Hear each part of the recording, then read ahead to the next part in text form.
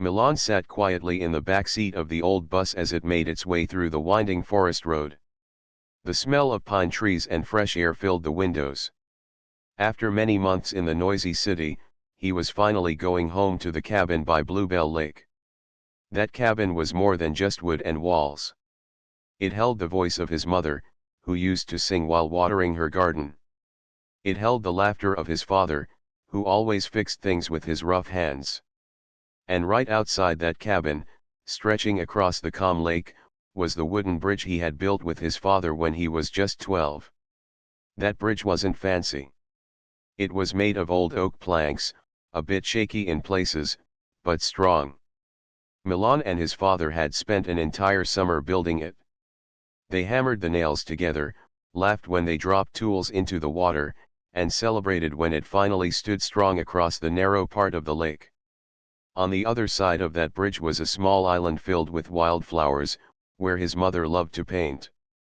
For Milan, that bridge was not just a way to cross the water. It was a memory, a piece of his childhood, a gift from his father. But everything began to change last year. A group of investors bought land on the far side of Bluebell Lake. They built a large, shiny resort. It had tennis courts, fancy rooms, and a pool that looked like it belonged in a magazine. They called it Bluebell Waters Luxury Stay. Soon, strangers came in cars Milan had only seen in pictures. The quiet lake became noisy with boat engines and loud music. Then came the HOA. It was formed by the resort owners to manage the lake area. They said it was for safety and to keep everything looking clean and beautiful. Milan received letters one after another inviting him to join the HOA. But his land had been owned by his family for 3 generations.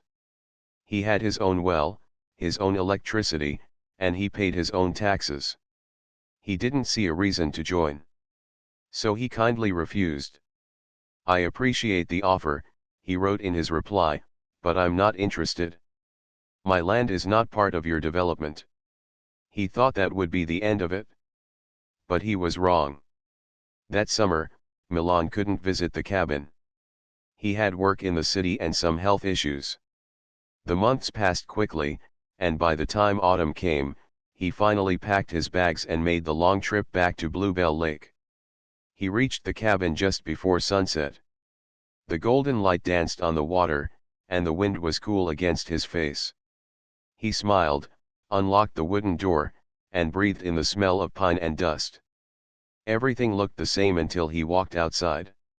He froze. The bridge was gone. Not broken. Not damaged. Gone. Only the posts remained, cut off clean, as if someone had taken a saw and removed the entire walkway. The little island, once so close, now looked like a ghost across the water. Milan felt his chest grow heavy.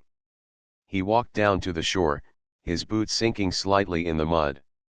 The water was still, as if it too was confused. He stood there for a long time, saying nothing. Just watching the empty space where the bridge had been. He went back inside and searched through his mail pile. Tucked between old newspapers and a few bills, he found a letter from the HOA. "Notice of structure removal," it said in bold letters. "Your bridge does not meet current lake safety and appearance standards. As per HOA regulation #12B, unauthorized structures may be removed if deemed unsuitable." There was no phone number. No signature. Just a printed statement and a small note at the bottom: "Please consider joining the HOA to avoid future conflicts." Milan sat down at the table and placed the letter beside him. His hands were shaking slightly, not with anger, but with disbelief. That bridge was built by hand. It was part of his childhood, part of his father's love, part of his family's story. And now, just like that, it was taken away. Outside, the wind picked up. The lake looked calm, but deep down, Milan knew something had changed. Not just on the shore, but inside him too. The next morning, Milan woke up early. The sunlight spilled through the cabin windows, touching the worn wooden floor. But inside Milan's heart, the light felt dull. The empty space where the bridge had been weighed heavily on him. He brewed some coffee and sat outside, staring at the lake. The water was calm, but the noise from the resort's motorboats had already started to drift across the breeze. Families laughed, children splashed, and music played softly from somewhere far away. Milan closed his eyes and thought about the bridge again. The bridge was more than just wood and nails, it was a symbol. A symbol of family, of connection, of respect for the land and water. He thought about how the Hoa had taken that away without asking him. How they ignored his words. How they didn't care about the memories tied to that bridge. He didn't feel angry. Not yet. Instead, he felt a quiet fire inside. A calm determination. Milan pulled out a notebook and a pen from the drawer. He began to write. If they want to control the lake, then they should understand what it means to live here, he wrote. His plan was not to fight with words or anger. He wanted to teach them a lesson about respect and balance. Milan knew about the dam at the far end of Bluebell Lake. The dam controlled the water level for the whole lake, including the resort. It was old, built decades ago, and only a few people had the keys to open and close it. The Hoa managed it now. If Milan could open the dam just enough to lower the water, the resort's pool, docks, and waterfront would be affected. The water would slowly drain away, and the owners would see what it felt like to lose something precious. But Milan also knew he must be careful. He wasn't planning to destroy anything. The lake was home to fish, birds, and plants. He wanted to protect the nature he loved, not hurt it. The thought of the lake's water slowly moving away from the resort made Milan smile quietly.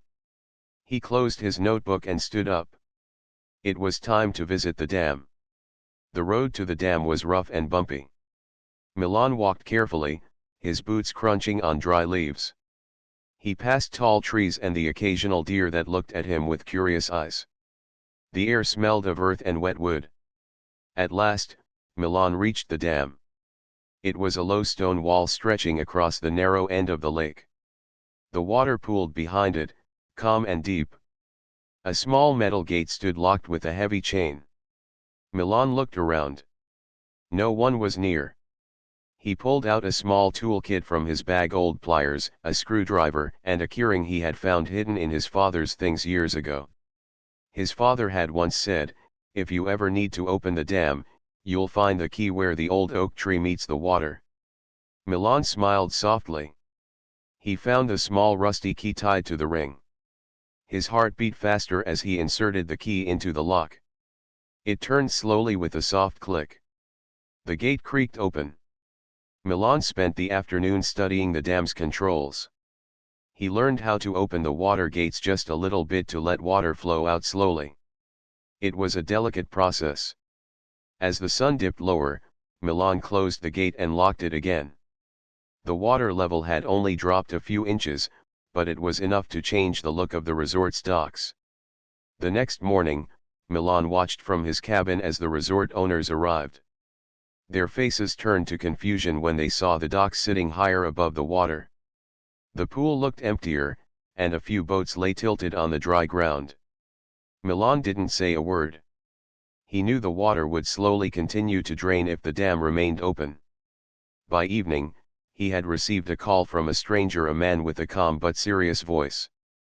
"Hello, Milan. I'm Thomas, the Hoa manager. We noticed something unusual with the dam. Do you know anything about it?" Milan took a deep breath. "I just opened it a little. To show that the lake belongs to everyone, not just the resort." Thomas was quiet for a moment. Then he said, "I understand your feelings. But we have rules. Please, close the dam before this goes too far." Milan looked at the phone. His heart was still quiet, but firm. "I'll think about it," he said softly. That night, Milan sat by the empty space where the bridge had been. The stars sparkled above the lake. The gentle sound of water flowing under the dam was a reminder that the lake was alive. Milan knew the resort owners would fix their docks and open the dam again. But now, they had seen the lake through his eyes, how important it was to respect the land and water, and the people who lived there. And Milan? He felt a calm strength growing inside him. The fight wasn't over. But for the first time, he felt that maybe the lake and the memories it held could be safe. The morning sun spread warm light over Bluebell Lake. Milan stood on the shore, watching the small waves ripple gently where his bridge once stood. The lake looked peaceful, but the tension in his heart was growing. After his quiet message with the dam, things had changed at the resort. The Hoa sent a group of workers to fix the docks and check the dam. Milan watched them from a distance, their movements busy but careful. That afternoon, a knock came at Milan's cabin door. He opened it slowly and saw a woman standing outside. She was holding a small basket of fresh apples and wore a soft smile. "Hello," she said gently. "My name is Sarah. I live near the resort, but I wanted to come talk." Milan nodded and invited her inside. Sarah was different from the other resort owners. She spoke quietly and looked at the lake with a kindness Milan hadn't seen in a long time. "I heard about what you did with the dam," she said. "I wanted to say. I understand. The lake means a lot to you, doesn't it?" Milan looked down, feeling a little shy. "It's more than that. It's my family's history. That bridge, my father and I built it when I was a boy. They took it away without asking." Sarah nodded slowly. "I'm sorry. Some of the owners didn't think about how their actions would affect others. They just want the lake to look nice for guests." Milan sighed. "I want to protect this place. But I don't want trouble." Sarah smiled softly. "Maybe there's a way to work together. Not to fight, but to listen." Milan thought about her words. Could people from the resort and neighbors like him come together? Over the next few days, Sarah visited often. She told Milan about her love for nature and her wish to keep the lake clean and safe. Milan shared stories about his family and the long summers they spent by the water. One afternoon, Sarah said, "There's a meeting planned at the resort. The Hoa wants to discuss the lake and the rules. Maybe you should come." Milan hesitated. He didn't trust the Hoa much. But Sarah's calm voice gave him hope. So, on the evening of the meeting, Milan took a deep breath and walked toward the resort's main hall. Inside, the room was full of people. Some faces were familiar, others were strangers. The air was thick with tension, but also with a shared love for the lake.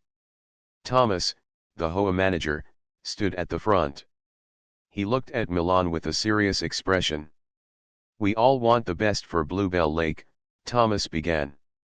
"But there are rules to keep the lake safe and beautiful for everyone." Milan raised his hand. "I understand the rules," he said. "But rules shouldn't take away memories and homes. The bridge wasn't just wood, it was part of my family. I want to protect the lake and the people who live here." A few people nodded quietly. Sarah stood beside Milan, offering silent support. Then, an older man spoke up. "I remember the lake before the resort was built. We shared the water and cared for it together. Maybe we need to remember that spirit again." The room grew calmer. The idea of working together, instead of fighting, began to take root. After the meeting, a small group formed. They called themselves Friends of Bluebell Lake. Milan and Sarah were part of it. Their goal was simple: to protect the lake and honor the history of everyone who loved it. Together, they cleaned the shorelines, planted wildflowers, and shared stories around campfires. Milan showed the group where the old bridge post still stood, telling tales of his father's hard work and laughter. Slowly, the tension between the cabin owners and the resort guests began to ease. One afternoon, as Milan sat by the lake, a young boy from the resort came up. "Can I fish here?" he asked shyly. Milan smiled. "Of course. Just be gentle with the lake." The boy's face lit up. But not everyone was happy. Some HOA members still wanted to control the lake without listening to others. They sent more letters warning Milan to stop opening the dam or face legal consequences. Milan read the letters carefully but stayed calm. He wasn't planning to cause harm, only to protect what was important. He talked with Sarah and the friends of Bluebell Lake. They agreed to ask for a meeting with the HOA board to find a peaceful solution. One early morning, Milan stood at the lake's edge, watching the sun rise. The water sparkled like diamonds, and the air was full of birdsong. He felt hope. The bridge was gone, but the connection between people was growing stronger. Maybe, just maybe, the lake could heal. The day of the big meeting arrived. Milan felt a mix of nervousness and hope as he walked along the dusty path to the resort's community hall. The building looked shiny and new, with large windows reflecting the blue sky and the calm lake. Inside, the hall was already buzzing with people, some familiar faces from the cabin side, and many others from the resort and the HOA. Milan took a deep breath and found a seat near Sarah and the others from the Friends of Bluebell Lake. They had prepared notes and ideas to share, hoping this meeting would bring change. Thomas, the HOA manager, opened the meeting with his usual calm voice. "Thank you all for coming. We understand there have been concerns about the lake, the bridge, and the dam. Today, we want to listen and find ways to work together." Milan looked around the room. Some faces were skeptical. Some looked tired from past arguments. But Milan remembered the stories he had shared with Sarah and the group about the bridge and his family. He felt ready. When it was his turn to speak, Milan stood slowly and smiled kindly. "I want to start by saying this lake is not just water and land. It is home. It holds memories for many of us, my family's history, and the lives of all who live here. The bridge was part of that history. When it was taken down, it felt like a part of that memory was lost." He paused, seeing some eyes soften in the crowd. "I opened the dam because I wanted everyone to see how important this place is, not just for the resort, but for nature, for families, for peace. I don't want to fight. I want to protect the lake and the people who love it." Sarah stepped forward next. "We believe there is a way to share this beautiful place. By working together, listening to one another, and respecting the history and the land, we can make the lake better for everyone." The room was quiet. Thomas nodded slowly. "Milan, Sarah, your words remind us of why we are here. Perhaps we have focused too much on rules and control, and not enough on community." An older woman raised her hand. "I remember when we all used to care for the lake together. It brought us joy and peace. Maybe it's time to bring that spirit back." With that, the mood began to shift. People started talking quietly, sharing ideas about protecting the lake, improving safety, and honoring the history. Milan felt a warm hope grow inside. This was the moment where bridges could be rebuilt, not just wooden ones, but the bridges between people. After the meeting, a plan was made. The HOA agreed to work with the Friends of Bluebell Lake to create new guidelines that would protect the environment and respect everyone's rights. Milan and Sarah were asked to help lead a committee to oversee the lake's care. Together, they organized clean-up days, where families from both sides came to pick up trash, plant trees, and learn about the lake's plants and animals. Milan even began planning to rebuild a new bridge, not just for his family, but for everyone who wanted to cross and enjoy the island once more. One sunny afternoon, Milan and Sarah stood at the lake's edge, watching a group of children fishing and laughing. The resort guests and cabin owners were talking, sharing stories, and helping each other. Milan felt a quiet pride. The lake was coming back to life, not just the water, but the spirit of community. Yet, as with all things, challenges remained. Some HOA members still felt unsure about sharing control. They sent letters warning of strict fines and more rules. But this time, the letters felt less threatening because Milan was not alone. The Friends of Bluebell Lake grew stronger. They wrote letters, met with HOA leaders, and invited experts to explain how lakes and communities could live in harmony. Milan felt that change was possible. One evening, Milan sat by the lake with an old photo album. He looked at pictures of his family building the first bridge, his mother painting on the island, and children playing by the shore. He smiled softly, thinking about how the lake had tested him, but also taught him patience and hope.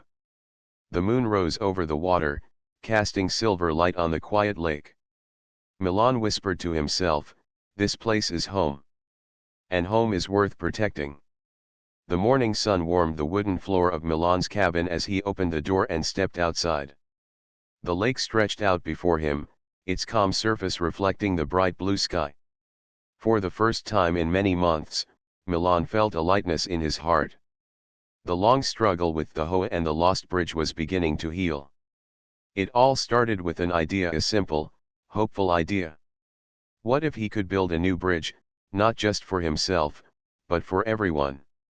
A place where people could come together, cross the water safely, and share the beauty of the island once again.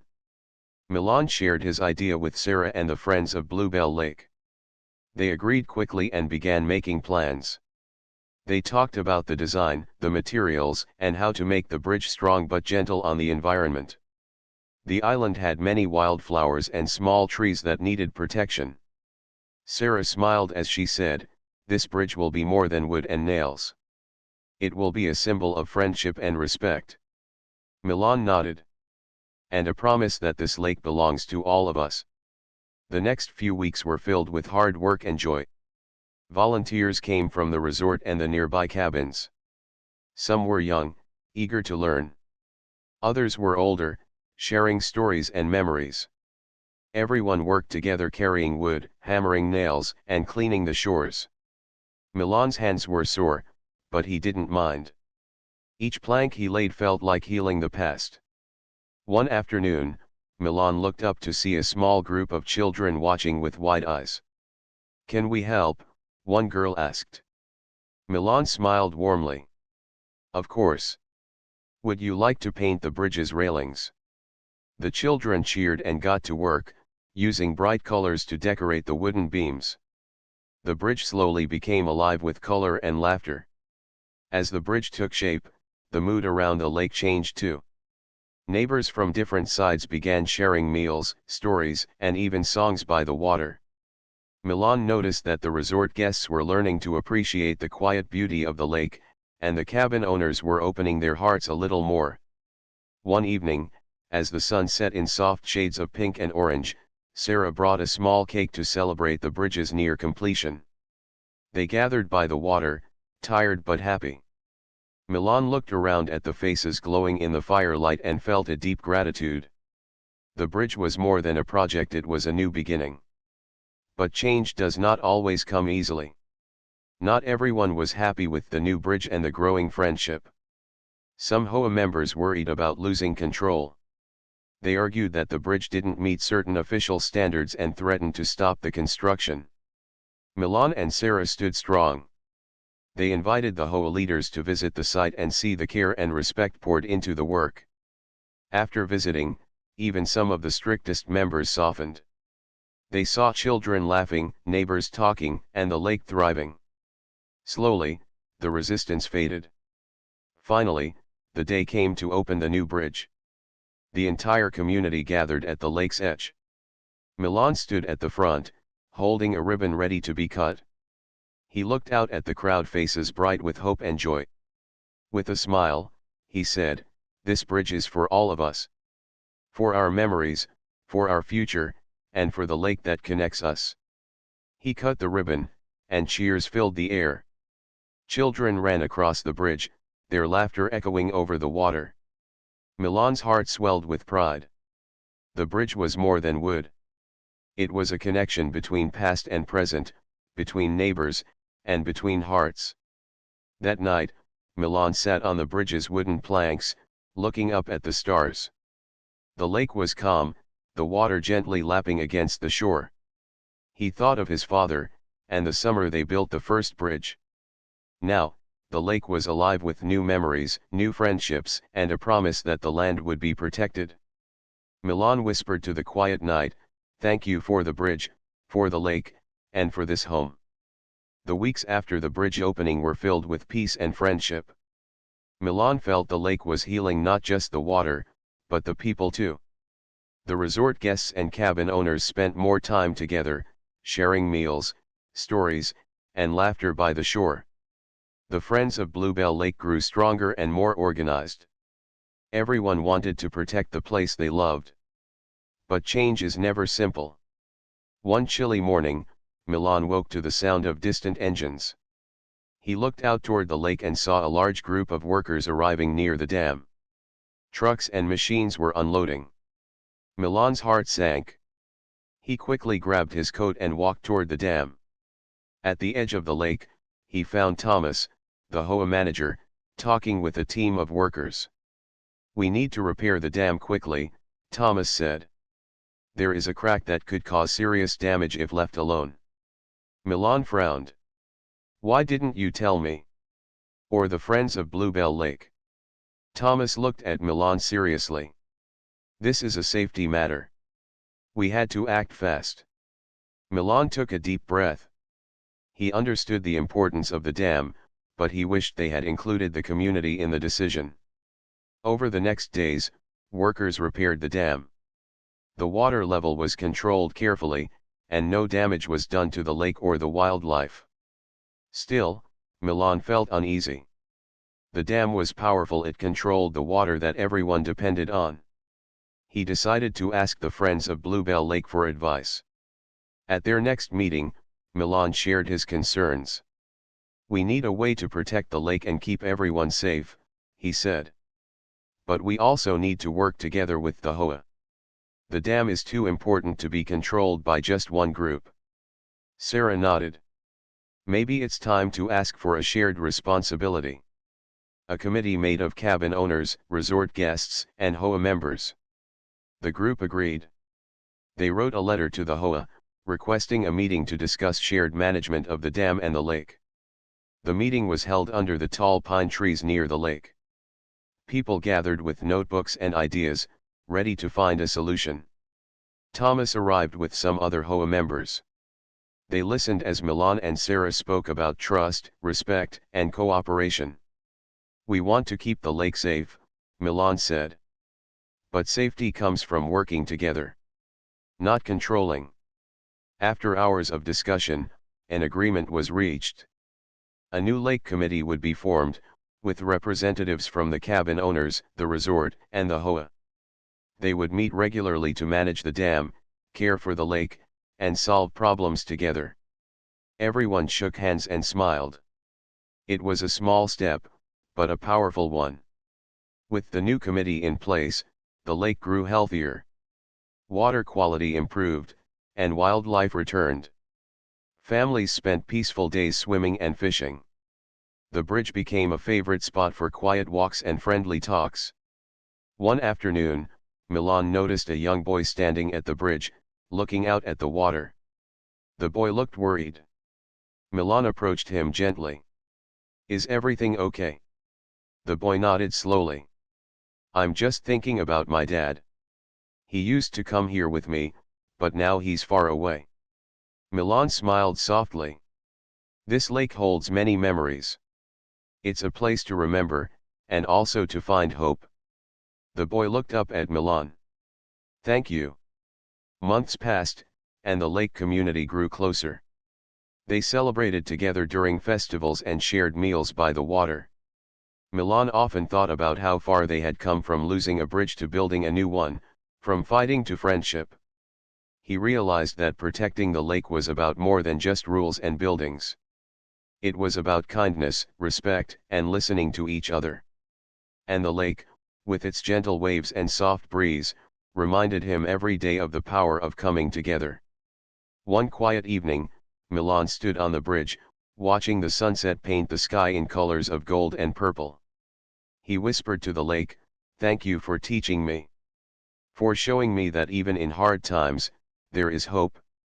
And that when we come together, we can protect what we love." The water reflected the sky, calm and beautiful, like a promise for the future. The morning light danced on the calm surface of Bluebell Lake, filling the world with hope and warmth. Milan stood quietly by the water's edge, breathing in the fresh air. After everything that had happened, the lost bridge, the conflict with the Hoa, the hard work to rebuild it, was hard to believe how far they had come. Now, the lake was a place where neighbors met with smiles, where children played freely, and where memories were shared with love. The new bridge stood strong, decorated with the colorful paintings of those who cared deeply for this land. Milan looked out over the water, thinking about the future. The Friends of Bluebell Lake and the new Lake Committee had done much to protect the environment and bring people together.